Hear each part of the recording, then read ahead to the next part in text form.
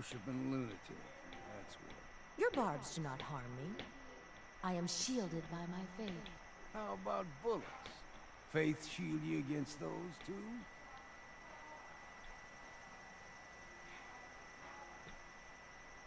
Go ahead and shoot her then. She ain't worth wasting ammo on.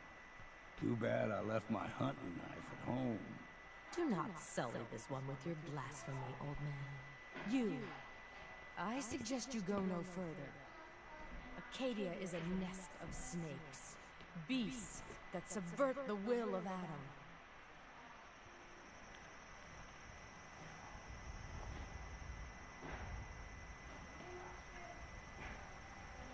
What's Acadia done to make you distrust them? They supply Far Harbor with the means to turn back Adam's holy fog.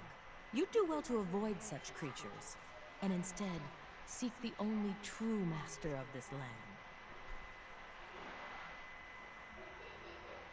Yeah, whatever you say. Watch yourself, outsider. You walk through Adam's kingdom now. If you're done wasting time with a fanatic, let's move on.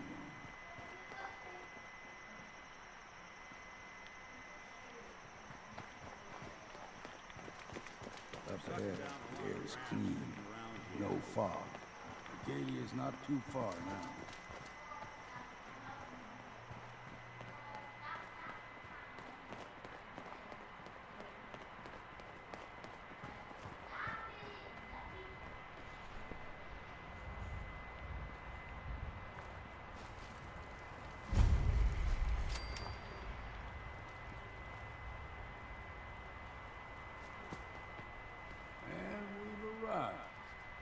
Acadia's already been watching us for a good spell. If you want to talk with them, just go inside. They'll be waiting for you. You need my help again. You can see me. Got a cabin just outside of Far Harbor. Good place to tool up your gear, get some rest, or get stinking drunk. Just make sure if you bring a bottle of something strong, there's enough to share.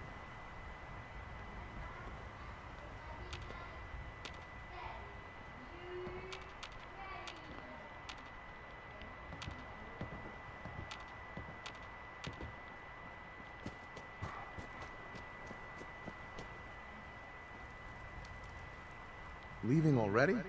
Don't you want to see what happens next? You saying you want me to stick around and watch your back? Maybe later, Longfellow. All right. But I'm serious about the offer.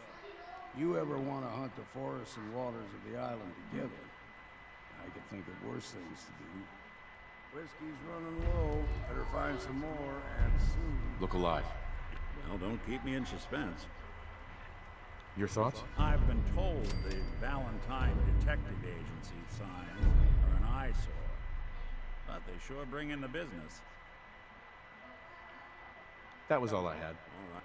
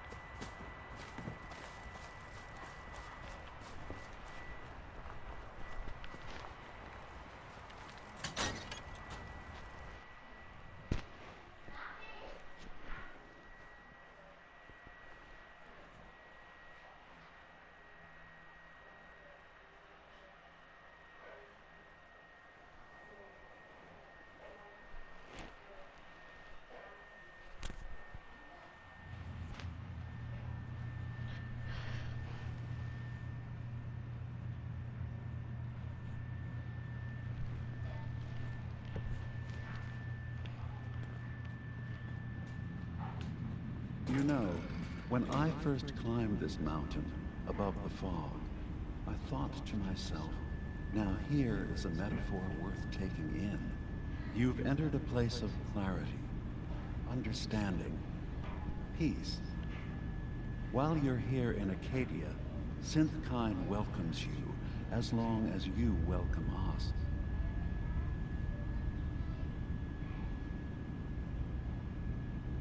What are you? I told you. I'm the old synth on the mountain. I know the plastic skin and tubes out the back can be unsettling, but I want to ask you to look past that. Tell me why you're here, and I'll try to help you. I came here looking for Kasumi Nakano. Really? I'm impressed. Few would brave the kind of journey you've had for the sake of someone else. Kasumi is here. She's safe and unharmed, and you're free to see her if you'd like. Before you do, though, tell me, do you think Kasumi is a synth? We're not answering any more questions until you play straight with us. Just who the hell are you, really? There's only one synth with that kind of face and a mind of his own. And I only see him when I look in a mirror. Nick? It can't be you. Don't give me that. What are you trying to pull? I've never seen you before in my life. Please, if you're willing to give me a chance, I can explain. Nick's right. I call bullshit. You don't really know each other. Is it so hard to believe? Two synths, earlier models, both capable of advanced thought, both showing signs of age, wear, and tear. If we didn't know each other at all, that would be far more unlikely. We were prototypes, Nick. The first synths capable of independent thinking and judgment. Keep talking. One of the Institute's experiments had to do with how our brains could process personality. If we could handle individualized feelings and behaviors, I was allowed to develop mine based on experience. But with you, they wanted to try transferring an entire personality into you. It took several attempts before the personality imprint worked. I saw you wake up not knowing who or what you were so many times. I couldn't let them do it to you anymore. We were the only two prototypes they made. I literally saw myself in you. You were my brother, Nick. I helped you escape the Institute. We left together. If I were your brother, I'd remember. That's where you'd be wrong. This happened over a century ago. There's only so much memory that can fit into the prototype brains we have. I've heard enough. I think you and I need to talk about this. Maybe not now, though.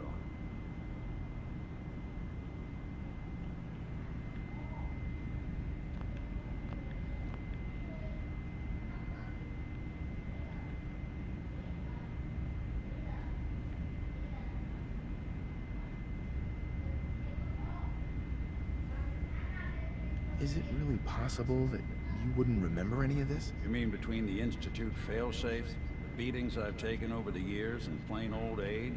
Or are you buying this whole "there's only so much room up there" argument? I don't know. It's not like we've got the instruction manual. We'll talk later. This is a lot to take in. Nick, I don't need you to believe me. I'm just glad to see you again. Whenever you're ready, I'll be here. Now, about young Kasumi. It's important that you understand exactly why she's here. I asked you before if you think she's really a synth. If you could indulge me with an answer. Who or what she is isn't important. But it is. It's everything. Imagine just looking at your own hands and having to wonder, was I born with these, or were they manufactured? None of us take this transition lightly. She's facing the possibility of her entire life being a lie, that someone stripped her very identity from her and made her into something she isn't.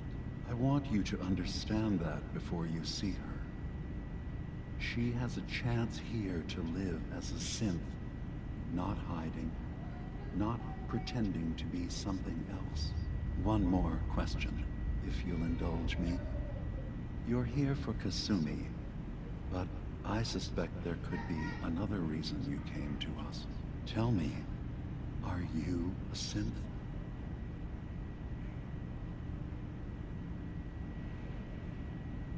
I'm a human being, not a synth. Are you sure? I don't mean to question you, but what's the first memory you have?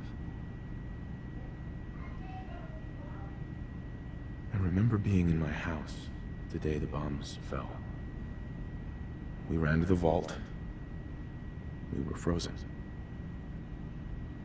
I was the only survivor. No memories before then? Just a single day, and then waking up alone? We so easily accept what's presented to us as the truth, don't we? Isn't it funny how a memory can feel like a whole different reality? People, places, even sounds and colors can change. Or someone else has changed them. I won't lie to you. There will always be other explanations. Trauma, disease, the background radiation. They all take their toll on the mind. But I can promise you that we will accept you, no matter what you decide you are. Thank you. You've given me a lot to think about. I'm glad to hear it. Acadia is open to you. Feel free to walk the grounds. Introduce yourself to my co-founders, Faraday and Chase, and I'm sure you're eager to talk to Kasumi. She's usually working down below. Is there anything else you need from me?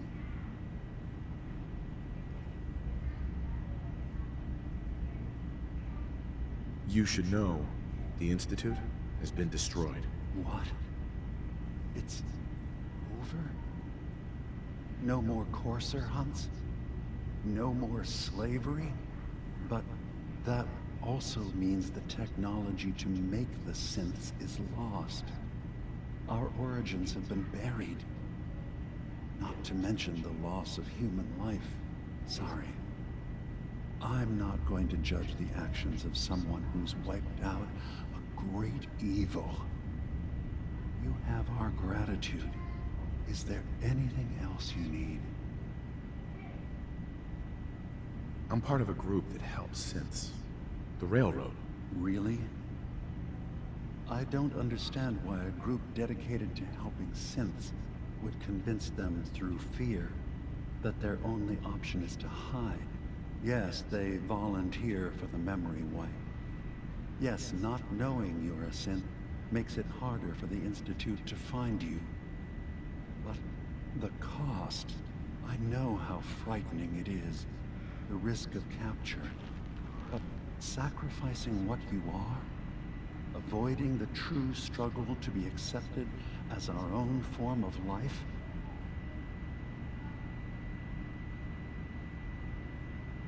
I hadn't thought about it like that. I'm sorry. So am I. Your heart is in the right place, and it's unfair of me to judge, while I enjoy relative safety from so far away. Was there anything else I can do for you? I should get going. Of course. Perhaps we're in there a long time. Are you feeling all right? I'm fine. You worry too much. Sometimes I feel like you don't worry enough. You know we blew 3 more relays this week. I'm coming in. You stay right there.